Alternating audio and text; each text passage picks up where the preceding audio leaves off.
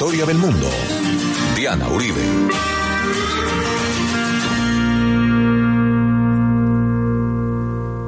Buenas.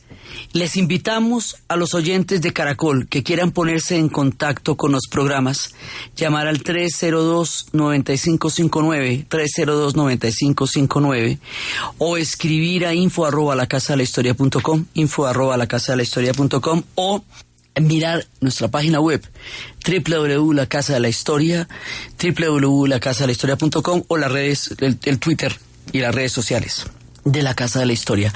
Hoy vamos a ver uno de los momentos más importantes en toda la historia de la Argentina. Esto la parte en dos. El peronismo. Primera parte. Esto va a determinar hasta el día de hoy, o sea, hasta el 2016 todavía, vamos a tener que ver con el peronismo.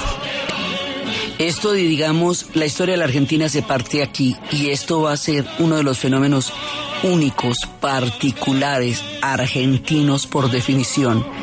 Va a generar una cantidad de espectros políticos, va a crear de aquí en adelante un mundo completamente diferente. O sea, es que nada va a ser lo mismo después del mundo y de la vida de Juan Domingo Perón y de Evita Perón. Entonces, estábamos viendo, antes de nuestro programa de la vez pasada, en el cual aprendíamos de Irlanda del Norte, estábamos viendo Argentina durante las guerras mundiales.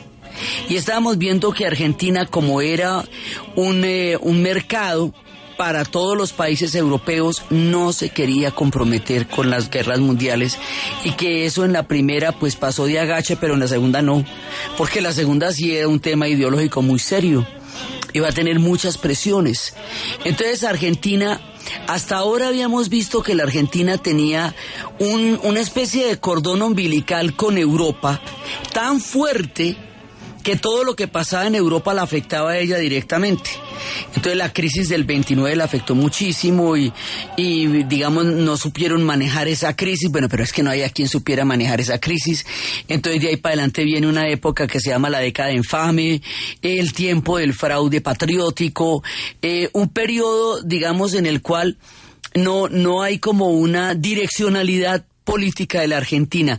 Tampoco es tan caótico y finalmente, pero sí se percibe como que no hay una direccionalidad política de la Argentina, y eventualmente Argentina después se va a poner a producir todo lo que no puede traer de Europa, porque Europa queda knockout con la Segunda Guerra Mundial, y va a haber una presión muy grande de Estados Unidos para que Argentina se comprometa y le declare a Alemania la Segunda Guerra Mundial, le declare la guerra y participe del lado de los aliados, lo que llamaban los aliadófilos, pero es que clientes de la Argentina eran los alemanes igual que eran los ingleses, y cantidades de alemanes había en la Argentina como había ingleses.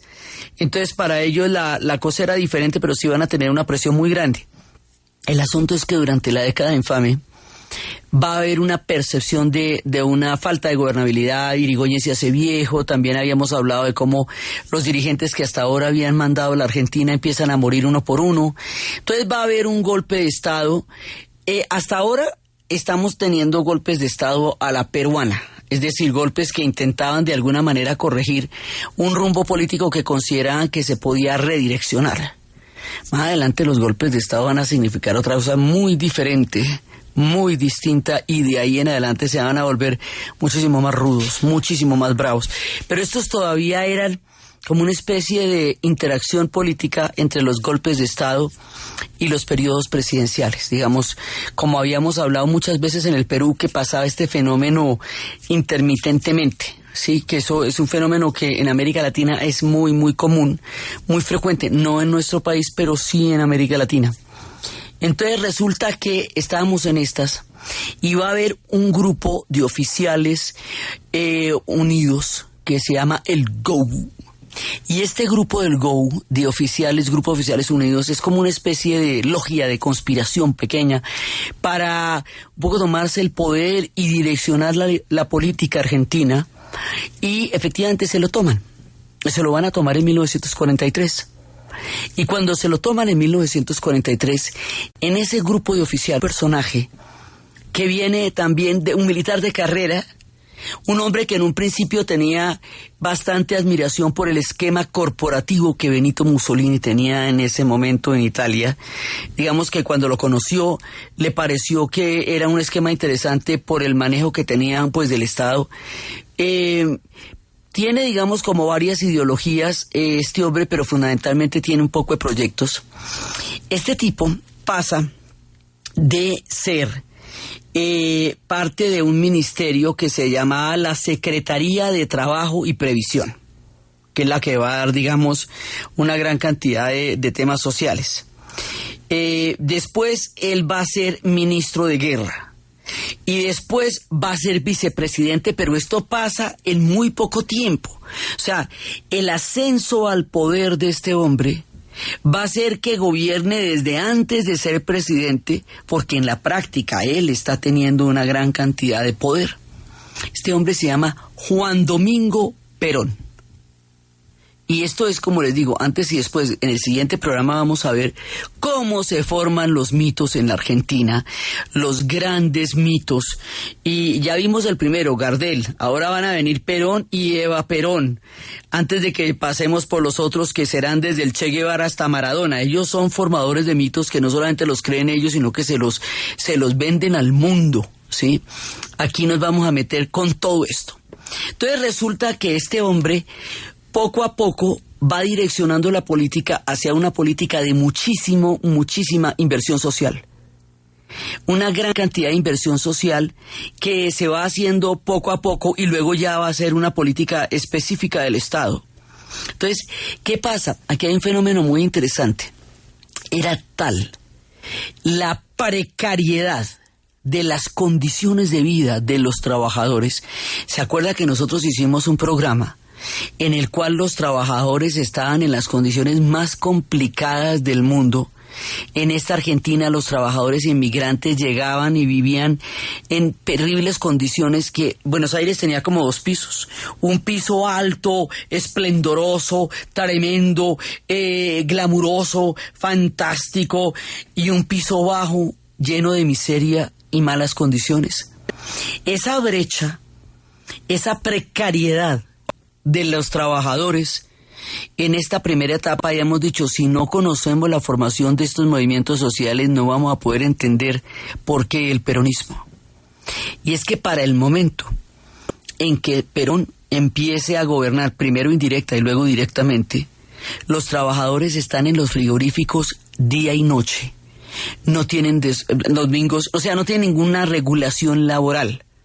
Entonces, no tienen dominicales, no tienen festivos, no tienen horas de descanso, no tienen absolutamente nada, y poco a poco la Argentina va a empezar a producir sus propios, sus propia industria y todo, porque pues la Segunda Guerra Mundial está acabando Europa. Entonces ellos van a hacer una política de construir su propio país y lo van a hacer, hasta aviones van a llegar a hacer ellos en su momento. Entonces hay una industrialización absolutamente forzosa, grandísima, y los frigoríficos van a estar produciendo día y noche, y los trabajadores no tienen ninguna regulación laboral, o sea, no tienen ningún tipo de derechos laborales. Y hemos visto que el mundo hace rato se está moviendo en dirección a los derechos. Y es a esta masa de trabajadores sin ningún tipo de derechos, tanto en las ciudades como en los campos, a los que Juan Domingo Perón les va a dar un nivel y una calidad de vida que nadie nunca se va a preocupar por darles antes, y que va a ser parte de lo que signifique la adoración que el pueblo argentino va a tener por él. Toda la música que vamos a pasar en este programa, aunque sea o no explícita, es peronista, porque todo el mundo lo va a llegar a ser en términos de los artistas y todo en esta época. Entonces, ¿qué pasa? Que Perón empieza a tomar en cuenta la condición histórica de los trabajadores y empieza a mejorar las condiciones de vida. Durante la época de Juan Domingo Perón van a crearse las siguientes cosas. van a crearse las asociaciones profesionales en donde van a regular las profesiones, van a reglamentar las profesiones y van a hacer que las profesiones tengan, digamos, toda una organización que le permita a usted que su profesión sea reconocida y sea remunerada. Van a hacer van a crear las colonias vacacionales, eso va a ser también, van a crear los planes de vivienda popular, grandes planes de vivienda popular. Van a hacer el estatuto del peón, y el estatuto del peón es el que le va a dar derechos a los trabajadores agrícolas, a toda la gente que está en el campo. Van a rebajar los arriendos en los conventillos.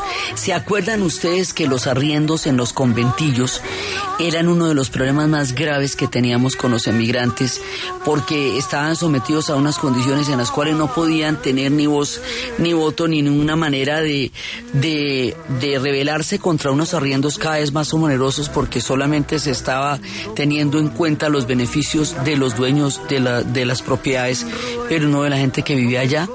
Toda esta situación de explotación y de miseria que los trabajadores tenían en tantos ámbitos urbanos, rurales, en su vivienda, en su vida cotidiana, en su mundo laboral, todo eso había quedado totalmente al destajo en todas estas inversiones gigantescas y privadas y grandísimas que habían construido la Argentina. Entonces ahora que empiezan a dársele los derechos a los trabajadores de una manera, digamos, sistemática y programada, pasa una cosa. Aquí ya en este momento no tenemos, ya las grandes oleadas de migrantes, grandes oleadas de migrantes ya han parado. Ya los emigrantes se quedaron, ya se volvieron argentinos. Entonces ya estamos hablando de argentinos. Va a haber de todas maneras una migración todavía árabe que seguía llegando muy grande, pero aquí ya más o menos estamos los que somos. Y cuando estamos los que somos, esto ya somos argentinos. O sea, porque esto ya esta gente nació en la Argentina. Son los hijos de los emigrantes, pero ya son argentinos.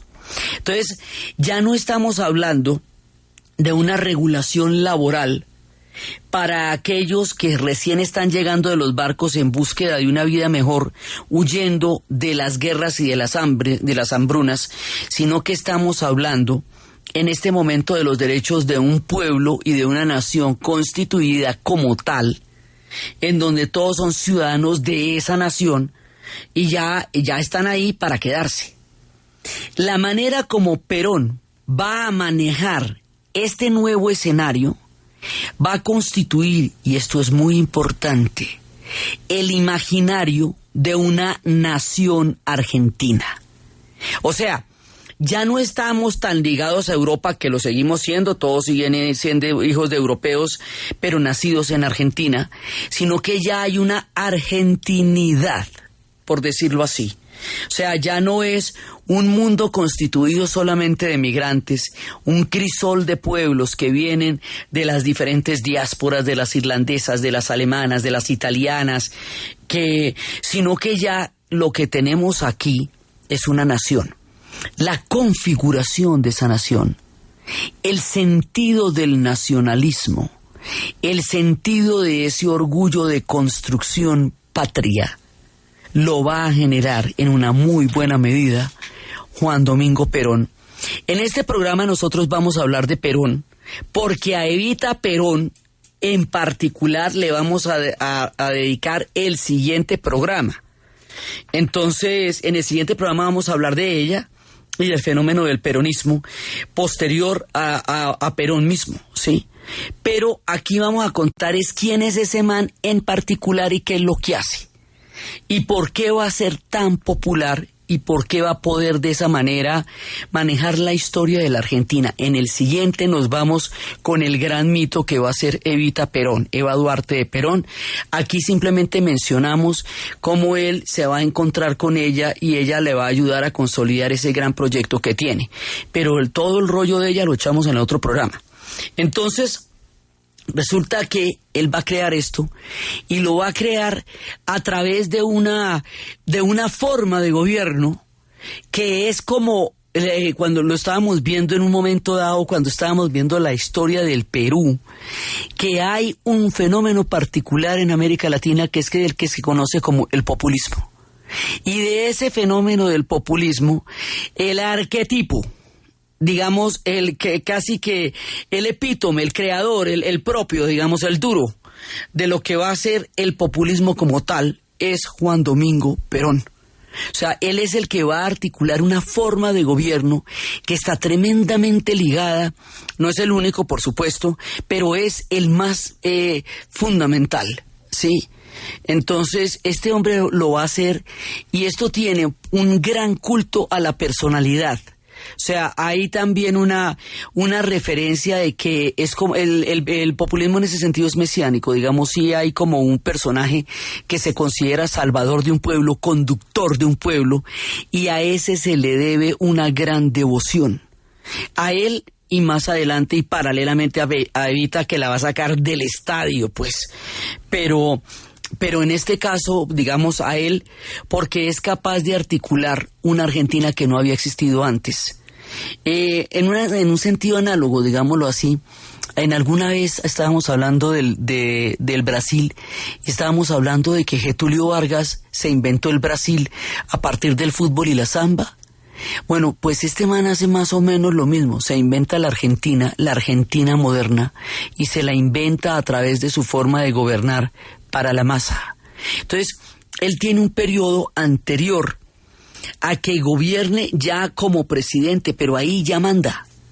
Y ahí desde el tema del trabajo, el hombre ya tiene desde la Secretaría de Trabajo y Previsión, él ya tiene una cantidad de posibilidades que le van dando el ascenso político, que va a llegar a tener hasta el punto de que cuando él llegue a la presidencia va a llegar con un amplio margen, con un margen gigantesco. Entonces, la primera parte es cómo él va ascendiendo, aparece de este grupo de oficiales, o sea, se hace un golpe de Estado para tratar de redireccionar la política argentina. Dentro de ese golpe de Estado hay una serie de generales, dentro de los generales hay un grupo que se llama el Grupo de Oficiales Unidos, el GAU, en este momento todavía él no es general, después va a llegar a serlo, y es en ese grupo y en ese contexto donde él aparece, y poco a poco va tomándose un protagonismo que no tenía antes, en un momento en que hay un profundo vacío de poder, porque los líderes que han manejado la Argentina hasta ahora ya están muriendo, y la Argentina está en este momento en la necesidad de un rumbo histórico mucho más nacionalista, más de su propia cosecha. Y este hombre va a coger de aquí y de allá todo un poco de elementos para crear su propio estilo y su propia forma de gobierno. Y ese estilo y esa propia forma de gobierno es lo que les digo que va a ser el peronismo de aquí en adelante. Mire, esto será tan ecléctico, tan supremamente variado, que mucho tiempo más adelante va a haber peronismo de derecha, peronismo de izquierda, justicialismo. Bueno, esto va a llegar en el futuro hasta Kirchner y hasta Cristina Kirchner, pasando por todo el mundo, ¿sí me entiende? Porque es tan variopinto lo que el tipo hace, o sea, mezcla tantos elementos que casi todo puede salir de ahí. Van a salir hasta los montoneros en el futuro, que serán grupos armados de jóvenes estudiantes, grupos armados que después tendrán niveles de confrontación muy bravos. O sea, esto va para todo, porque es como una gran variedad de elementos que van creando este sentido de la argentinidad que el hombre va a tener. Pero lo que es claro es la devoción, la profunda devoción que él va a producir. En los himnos que vamos a poner ahora y con los cuales vamos a recibir el bloque después de la pausa, vamos a entender hasta dónde y de qué manera Perón cala en el imaginario del pueblo argentino y de la clase de los trabajadores a las cuales dedicó lo fundamental de su gestión política. Escuchemos este himno antes de ir a la pausa para que nos demos una idea del toñito y de la vaina. Así o más claro, el programa de gobierno de Perón. Entonces, mire, primero estamos hasta el 45, del 43 al 45, que es con la Oficina de Prevención, que él empieza, digamos, todas las reformas sociales con la Secretaría de Trabajo y Prevención, como lo dice la canción, y luego él va a sufrir un quebranto de salud, y cuando ven que tiene ese poder tan grande, lo llevan a una isla que es la isla Martínez García, lo llevan preso. Y allá en la isla Martínez García, él dice que tiene un quebranto de pulmones y que necesita que lo trasladen al hospital en Buenos Aires. Y cuando lo sacan de la isla Martínez García y lo llevan al hospital de Buenos Aires, viene la masa de trabajadores más grande que ustedes se imaginen, pero esto es una cosa increíble, increíble lo que va a hacer pidiendo que liberen a Perón y que les devuelvan a Perón. O sea, es el pueblo el que lo aclama. Y él sale de ahí y van a convocar elecciones y él arrasa las elecciones, pero las arrasa. Entonces, hay digamos, como un momento entre esta primera presencia política ya muy popular hasta el momento en que después del episodio de García Martínez y del hospital, él entra en propiedad, ya como presidente, ya no como vicepresidente ni ministro de guerra, ni de la Secretaría de Trabajo y Previsión, sino ya como presidente de la Argentina. Ahí empieza, entonces va a nacionalizar la banca, los ferrocarriles, ¿se acuerda que los habían hecho los ingleses hace un montón de tiempo? Bueno, los ferrocarriles, la banca, el gas. Y es cuando les digo que va a construir aviones y que ellos mismos los van a construir y le van a dar a la Argentina un momento histórico muy provisorio y muy bueno de gran prosperidad a la Argentina, mientras Europa está metida en su lío. Y esto ya es, además, porque ese 17 de octubre era el día de la raza, digamos, esta construcción del Día de la Raza, que era el 12 de octubre, pero ya ponen el 17, y era un festivo. Entonces le decían a los trabajadores que era festivo, pero si ellos no iban a trabajar, entonces lo que pasaba era que no les iban a pagar el día. Entonces ellos dijeron que ese día era el día de San Perón, porque era el día que tenía que trabajar el patrón. Y de esa manera están clamando la presencia de Juan Domingo Perón. Entonces, Perón entra ya con la aclamación del pueblo argentino a gobernarlo propiamente, y es cuando les digo que hace todo este montón de cosas de nacionalizaciones. Mira, ahí están enumerando que el gas, que las usinas son las fábricas, pues, de las palabras europeas. Están enumerando todos los hospitales, más adelante obras sociales. Ya después, en este momento, las fundaciones sociales, la Fundación Evita Perón es la que va a hacer toda la inversión social, que antes la hacía el gobierno, ahora se va a hacer a través de ella. Y eso lo vamos a ver en su momento, pero ellos van a crear colonias vacacionales para que la gente pueda descansar, grandes hospitales, inversión en educación. O sea, el Estado benefactor, ¿sí me entiende? El Estado benefactor que empieza a darle a la población una cantidad de derechos y una cantidad de condiciones sociales de bienestar que los trabajadores no habían tenido nunca. Por eso es que el grado de adoración que va a producir va a ser tan grande, porque en todo el modelo argentino, desde que lo montamos, nadie se ha preocupado por ellos. Ese no había sido el tema nunca jamás. Ahora, él tiene una manera totalitaria de gobernar. ¿Qué quiere decir eso? Que para poderle dar a los trabajadores todas estas condiciones de bienestar social, él toma el poder total. tanto el poder del gobierno como el poder de los trabajadores. Entonces, anarquistas, socialistas, comunistas, que tenían las mismas aspiraciones ideológicas van a quedar fuera del ring, porque el que se gana toda la jugada de ser el benefactor de los derechos de los trabajadores es Juan Domingo Perón. O sea, hacerle oposición a Perón en esta época era muy difícil, y a César Evita también era muy difícil. Ellos van a controlar, van a ser jueces y parte, porque van a controlar el gobierno y van a controlar la oposición, y van a crear una especie de Estado corporativo, es decir, en que el Estado es el que se ocupa de los derechos de los trabajadores. El Estado interviene en los derechos de los trabajadores, interviene en la economía, por eso es que le digo que se hacen las nacionalizaciones, pero el Estado lo da todo, pero también lo pide todo. O sea, esto es, digamos, poco a poco se van a ir, metiendo en todas las funciones del Estado y van a regular todo.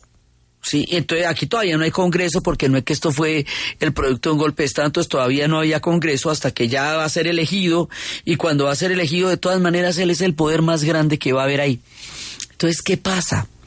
Que también van a tener la resistencia de muchos sectores que quedan por fuera de este proyecto.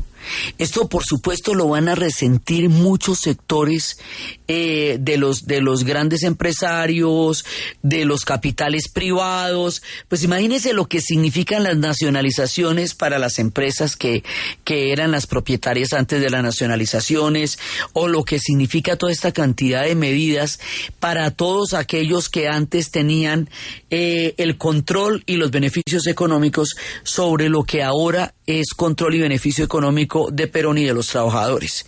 Entonces va a generar resistencias muy grandes y callos muy grandes que se le van a ir haciendo al ladito, hasta que él va a terminar saliendo de una manera brutal de la Argentina, de una forma muy brava, porque en su momento va a tener que enfrentarse con los intereses que ha afectado, con todas las medidas que ha venido tomando. Esto, bueno, por supuesto, es uno de los grandes clásicos del tango, que es justamente de esta época en que se está dando todo este mundo tan impresionante. Pues obviamente los 40 de Hugo del Carril, que es toda una filosofía de vida, de cómo se vivía en esa época y de cómo se pensaba también con relación a la vida y a todo, y a los intereses y a la soledad. Entonces, este hombre, el 17 de octubre, es como de 1945, es como la fundación del peronismo propiamente dicha, porque es cuando lo reclaman y cuando lo aclaman y cuando el pueblo lo va a pedir, porque estuvo ausente ese tiempo. Entonces, ahora, mientras tanto, ellos están teniendo una presión muy grande de Estados Unidos para que le declaren la guerra a Alemania, y que no le declaran la guerra a Alemania, y ellos como que sí, como que no, y resulta que en febrero, o sea, durante el tiempo él no estaba, en febrero de 1945 le declaran la guerra a Alemania. Imagínate, si Alemania se rindió el 9 de mayo de 1945, ya era para que se la declararan a Japón, pues, porque Alemania estaba en las últimas. Entonces ellos se la declaran a Alemania ya en la última media hora de la Segunda Guerra Mundial, le declaran a Alemania la guerra por presión de los Estados Unidos. La negativa de declararle la guerra a Alemania antes y después, durante la llegada de Perón, es la que hace que haya siempre una sospecha, sobre todo antes de la llegada de Perón, durante los primeros años, de una simpatía de la Argentina con el nazismo, y es la que hace, digamos, como que abre ese campo, ese camino para que se hagan las rutas de escape, de fuga de los nazis al Cono Sur, a la Argentina, al Uruguay, al Paraguay, al Brasil. Y hay como toda una investigación y todo un capítulo de la historia, digamos, soterrado sobre eso, entre otras cosas, porque es que hay muchísima migración alemana ya, muchísima migración alemana e italiana, que también se hicieron las rutas, y entonces hay todo un debate histórico de qué tanto Perón sabía o no sabía, o participó de eso o no participó de eso. También se habla del oro nazi, se dice que ellos pagaron muchísima plata por esas redes y que esa plata también contribuyó al bienestar. Eso es un capítulo de la historia paralelo a lo que está pasando acá, que nunca termina de estar completamente esclarecido, pero allá sí llegaron una gran cantidad de duros del Tercer Reich que se refugiaron tanto en la Argentina. Hablamos de una película que se llama Gualcolda, lo mencionamos la vez pasada, que es cuando Minguela llega a una de estas colonias en la Argentina como un médico y resulta que era Joseph Minguela. Y en el Paraguay hay evidencias muy claras, están las pruebas de la presencia de todos estos hombres en el Cono Sur. Entonces es una cosa que está pasando, digamos, de agache en este momento de la historia. Entonces, ¿qué pasa? Que ya después del 17 de octubre él ya queda en propiedad y después es cuando les digo que va a llamar a elecciones y cuando ya en febrero del 46 gana las elecciones, él dice que va a ser una Argentina justa, libre y soberana. Y al hablar de la soberanía argentina como tal, uno de los elementos que en ese momento se están dando es el nacionalismo. Él va a exacerbar el nacionalismo argentino y lo va a cimentar con todos estos logros industriales y con el control obrero sobre una cantidad de sectores que antes se le escapaban y con las leyes de protección a los obreros. Es que lo que le digo, le sube los arriendos a los conventillos y hace el estatuto del peón que regula los derechos en el campo, que es el sector más abandonado generalmente en todas las estructuras sociales. Entonces, este trabajo de nivelación les da la sensación, digamos, los convierte en ciudadanos de primera, no en los rezagados de los modelos argentinos, sino en los protagonistas de los modelos argentinos. Esto va a tener una percepción tan supremamente importante, tan grande para ellos, que es lo que va a cimentar el mito. O sea, es importante entender que el mito se cimenta no solamente sobre la, digamos, como la travoltería y la farandulería que después va a haber alrededor de estos dos personajes. El mito lo hace la Confederación de Trabajadores y todos los derechos que van a tener los trabajadores en esa época y toda la presencia y el protagonismo histórico que les va a dar Juan Domingo Perón. Entonces, es de ahí, del Estatuto del Peón, de las pensiones, de los conventillos, de las nacionalizaciones, de la fuerza laboral regulada, que se va a dar la fuerza del peronismo. Digamos, es importante que eso tiene unas medidas de fondo, que son las que le dan el soporte histórico al mito de Juan Domingo Perón. Entonces, en el siguiente programa nosotros vamos a ver cómo Evita va a canalizar todo este programa de gobierno a través de la Fundación Eva Perón. Lo que al principio se hacía con la Secretaría de Trabajo y Previsión, después se va a hacer bajo la Fundación Eva Perón.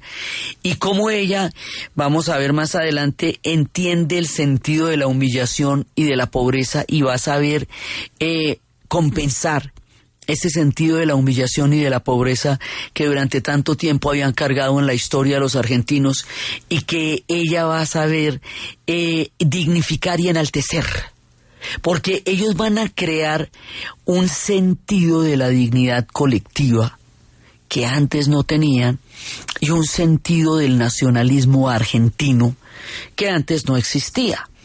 Entonces, esto tiene unos cortes muy raros, porque tiene unos cortes corporativos fascistas, tiene unas medidas socialistas, pero él era un hombre de derecha, muy amigo de Francisco Franco en España, no se puede decir de ninguna manera que fuera un socialista, persiguió a los socialistas muchísimo.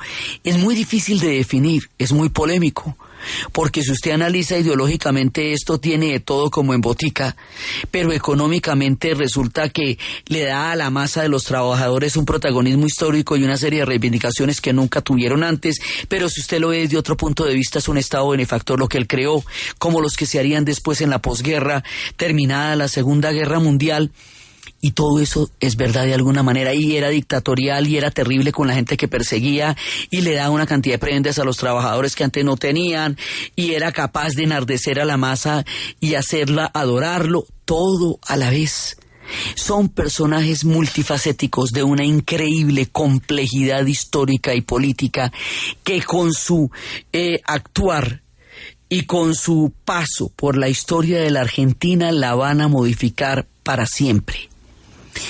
Al lado de él, su compañera, la mujer que le va a dar el voto femenino a las mujeres de una vez por todas, porque estamos tratando de hacer eso desde hace rato, pero no había podido, que le va a dar los derechos a las mujeres, que va a trabajar por las mujeres y que se va a convertir en uno de los íconos más importantes de las referencias de América Latina en toda su historia.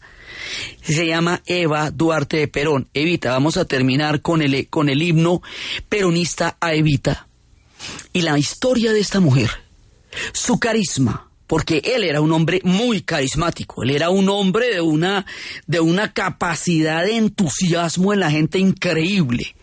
Pero ella no solamente no se le queda atrás, sino que el mito finalmente lo va a hacer ella. La manera como esta mujer se convierte en una gigante de la historia de América Latina es lo que vamos a ver en el siguiente programa.